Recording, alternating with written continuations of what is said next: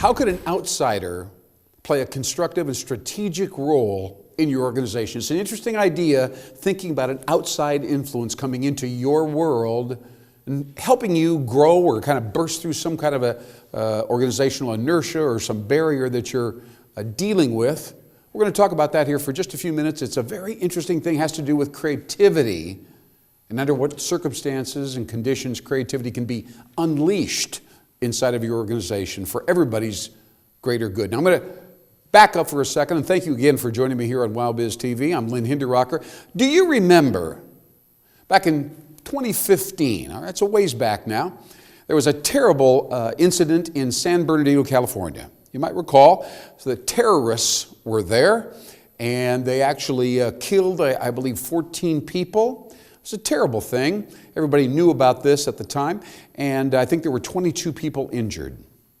And obviously the Justice Department and the local area police and so on were all over this situation, trying to figure out what motivated these people, how come we didn't detect them, or who are they, and why did they do this, and so on. It was a very sad and dramatic unfolding of events. And because of the fact that, that these terrorists had an iPhone, right? And people quickly deduced, officials figured out that there could be a lot of extremely valuable information on this iPhone. So they had to get into the iPhone. Now that meant that Apple had to cooperate with them. And that meant that Tim Cook, who was the CEO of Apple at that time, of course, had to cooperate, had to give away basically the secrets that were encrypted inside of this phone. Now, it's a very challenging and complex idea. The software is proprietary, and understandably, Tim Cook was very reluctant to tell people how to break the encryption that hid and kept prisoner all this important data that could have told all the officials, police officials and so on, why these people did, what their motive was, and so on and so forth. It's a big, tough problem. It went all the way to the highest courts of the land. It was kind of stalemated. Meanwhile, of course, all of us were sitting around saying, can't you figure out how to open up the phone and find out what was going on? What was going on with these people, right? And they couldn't get it done. It was a real interesting stalemate. Now suddenly, and Tim Cook was not cooperating, Apple was not cooperating in this very dramatic incident. The Justice Department finally took control of the whole situation, and they stepped outside of their world. Notice the word outside. They stepped outside of their world and they found two software, I'll call them geniuses for lack of a better word, people from the private sector, people nobody knew from Adam, right? And brought them in, and these two people, and they went unnamed, by the way, were able to crack the code. They were able to break into the iPhone's encryption, reveal the data, and that helped obviously resolve the entire case. And finally, we were all satisfied as we understanding the motive and who they talked to and all that. It was very important. It was very interesting that they couldn't get it done through the normal channels. They had to reach outside and pull two people, freelancers essentially, consultants in the technology industry, in to open it all up. Now, my question to you, and this is a challenge, are there situations that you were dealing with inside your company, cultural things, growth, sales, expansion, maybe technology, by the way, that are just not moving forward the way you'd like them to? You know there's an issue there. You know, there's something there, and it might go unnamed, right? Your team may not want to actually broach the topic or the point, well, I'm going to call it the point of resistance. Because all of us have kind of a deeper level of resistance, something we don't want to face. Usually we don't want to face it about ourselves, or we don't want to face it about the culture of the company that we're leading and whatever. And so because of that, it just kind of slips away, and that becomes our invisible barrier to being creative and being innovative and moving forward with our company. It's a very, very common thing. But what isn't so common is the courage to reach outside your immediate environment and bring an outsider in. To bring in an outsider. This is extremely important. Creativity from the outside. Now, when you can unleash creativity, the first thing, of course, you want to ask yourself, how do we become creative? Or what is this person that we're talking about going to do to unleash creativity within our culture so we can all of a sudden do something or see something we hadn't seen before? This is a very interesting question. So, basically, we go through a process of analysis. We break things down. Chop, chop, chop, chop, chop, chop, chop. Right? We get them on the table. This is how the culture is. This is how the people are. This is how the competition does. These are the trends surrounding the entire industry. Chop it all up. Right? Tiny little pieces, all disconnected from each other. You with me so far? All right, now, creativity comes in when you start to connect these pieces in ways they haven't been connected before. And I know that sounds kind of a little weird, and maybe it's hard to, but you've heard this phrase before, connect the dots. He's really good at connecting the dots. In other words, disparate pieces of information, research, some comment, something that's happening at a trade show or an industry event, whatever it is, and finding the disparate connection, putting them all together into a new picture, shall we say, or a mosaic, where you go, what if we did this? This could be a different business model. If we do this, then we could serve all these people who don't ever buy our product because we've got a new angle or a new capability, or we add value in different ways. They're being creative, and we're thinking about this now. How does this happen, and why can that happen with an outsider in particular? Because I got to tell you, to get innovation, you have to fuel it with creativity, but there's something that's usually missing, and that is trust. Trust. Now, why does trust matter? Right? Because you have to be able to give yourself and the people around you the freedom to fail. You basically got to say, I won't fire you if this doesn't work. All right? I'm simplifying it, but that's really the deal.